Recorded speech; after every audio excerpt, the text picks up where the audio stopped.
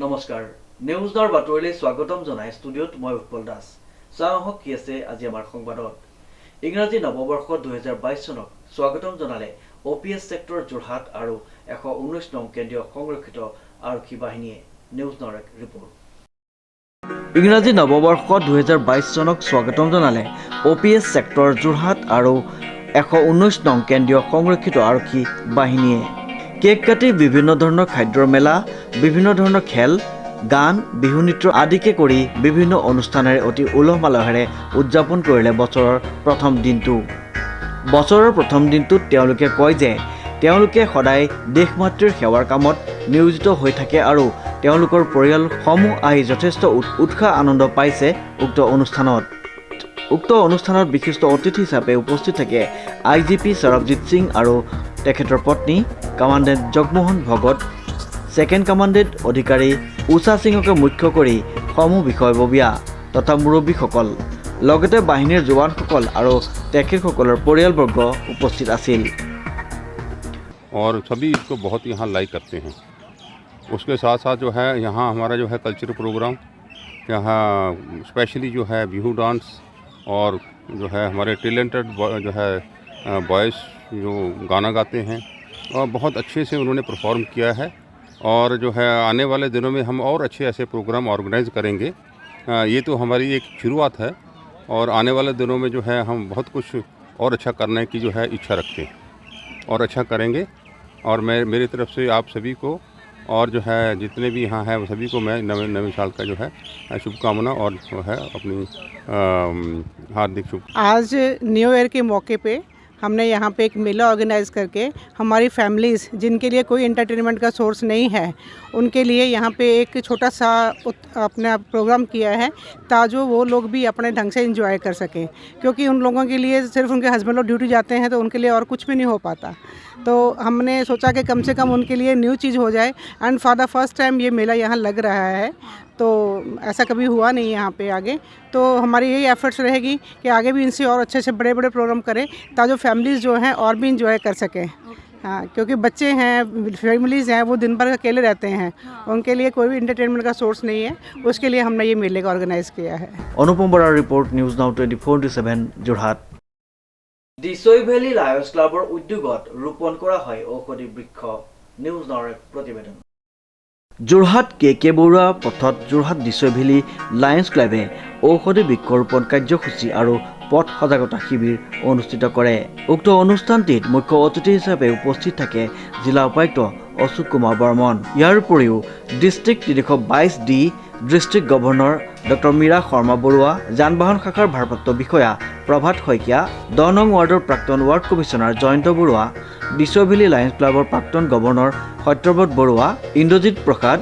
অঞ্জন চলিহা সংগীতা হাজৰিকা দীপালী চলিহা পাৰ্গত বৰা সুস্মিতা বৰঠাকুৰ মীৰা বৰুৱা পবিত্ৰ বৰঠাকুৰ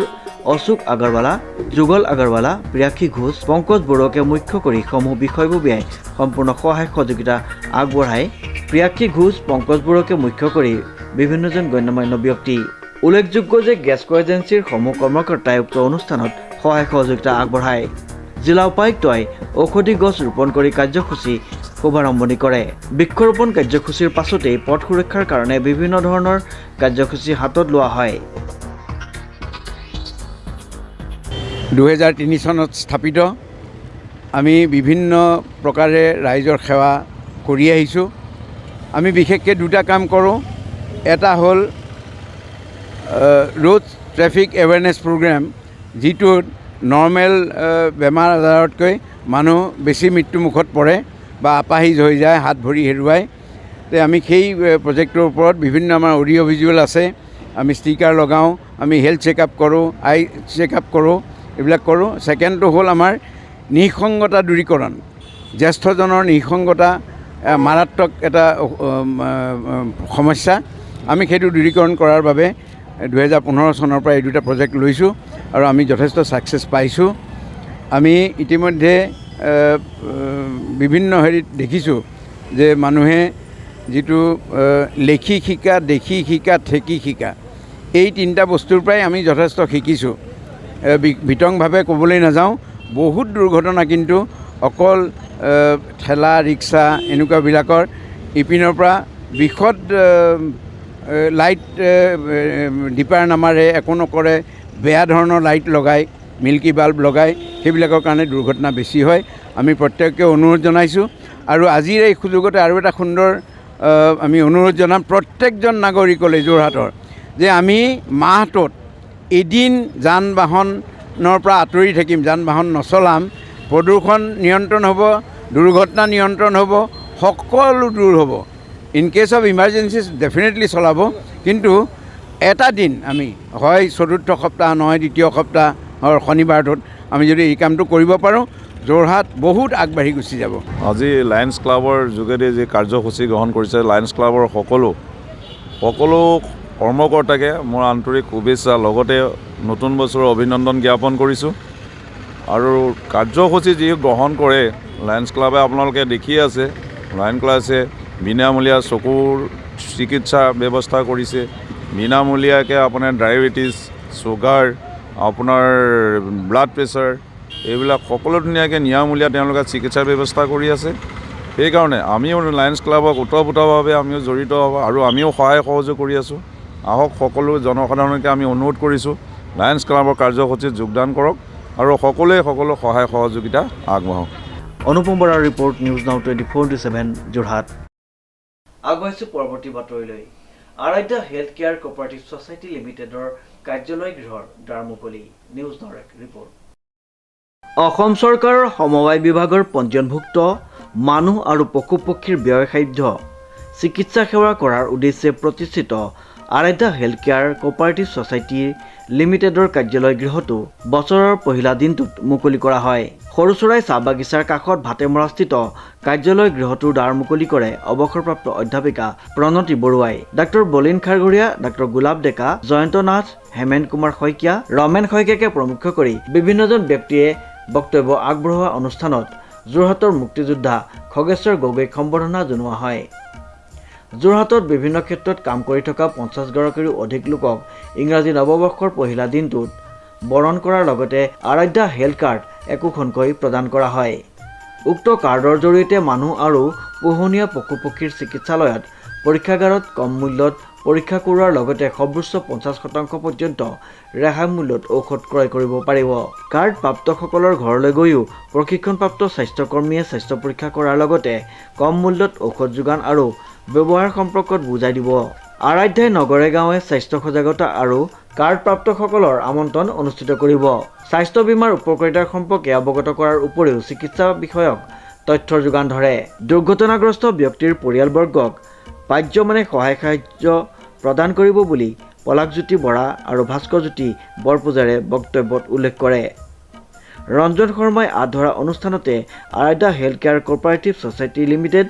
অসমৰ হৈ ইভামণি বৰপূজাৰীৰ দ্বাৰা প্ৰকাশিত হেমেন্দ্ৰ কুমাৰ শইকীয়াৰ দ্বাৰা সম্পাদিত পষেকীয়া স্বাভিমান নামৰ 16 পৃষ্ঠাৰ উন্মোচন টেবলয়েড আকাৰৰ বাতৰি কাকতখন প্ৰথম বৰ্ষৰ প্ৰস্তাৱনা সংখ্যাটো উন্মোচন কৰা হয় মানৱীয় প্ৰমূল্য বিজ্ঞান মনস্কতা আৰু পৰিৱেশ সুৰক্ষাৰ স্বাৰ্থ শ্লোগানেৰে প্ৰকাশিত কাকতখনৰ বিতৰণ কৰা অনুষ্ঠানত ভালেসংখ্যক লোক উপস্থিত থাকে সাদৰে আন্তৰিকতাৰে কৃতজ্ঞতাৰে গ্ৰহণ কৰিছোঁ আপোনাসকলে যিখিনি মোক সাদৰ সমাসন জনাইছে মই সিমানৰ পাত্ৰ নহয় যোগ্য নহয় বিশাল জগতৰ এটি ধূলিকণা মাত্ৰ আপোনাসকলৰ মাজৰে এজন ধূলিকণা মাত্ৰ তথাপি আপোনাসকলে এই পবিত্ৰ মুহূৰ্তত যি সাদৰ সমাসন জনাইছে মই কৃতজ্ঞতাৰে এই নৱবৰ্ষৰ যি প্ৰথম দিনাই পবিত্ৰ সময়ত গ্ৰহণ কৰিছোঁ প্ৰশান্ত গায়নৰ ৰিপৰ্ট নিউজ নাও 24/7 যোৰহাট মাজুলীত গড়ৰ মুক্ত বিচৰণ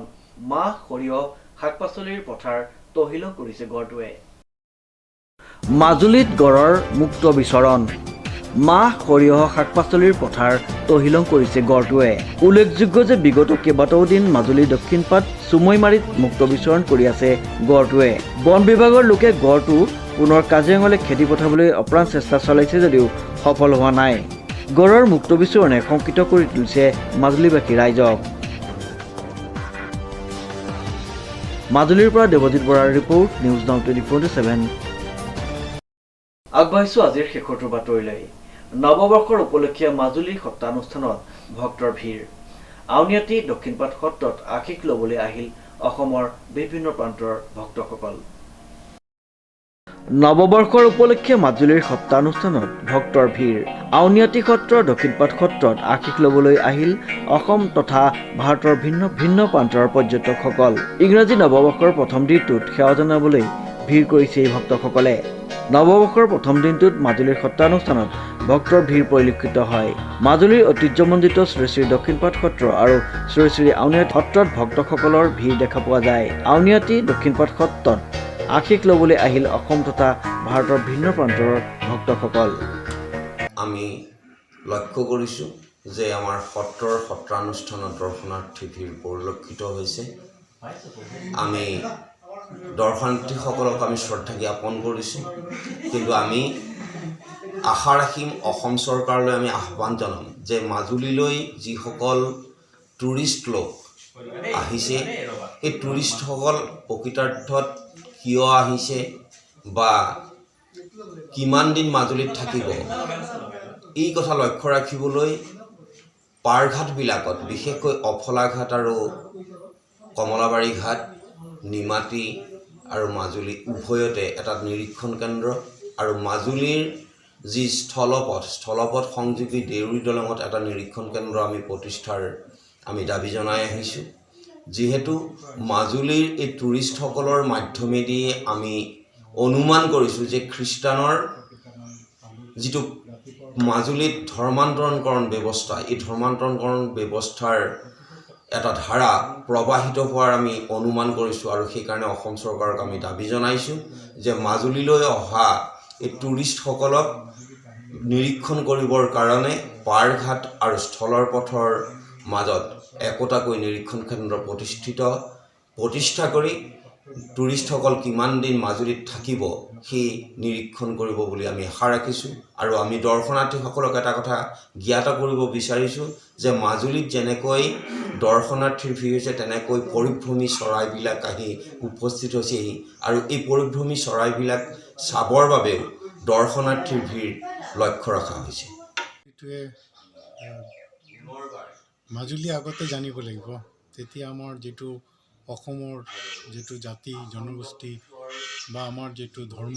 সেইটো জানিব পাৰিম এইটো ভাবিয়ে আমি নৱবৰ্ষটো মাজুলীতে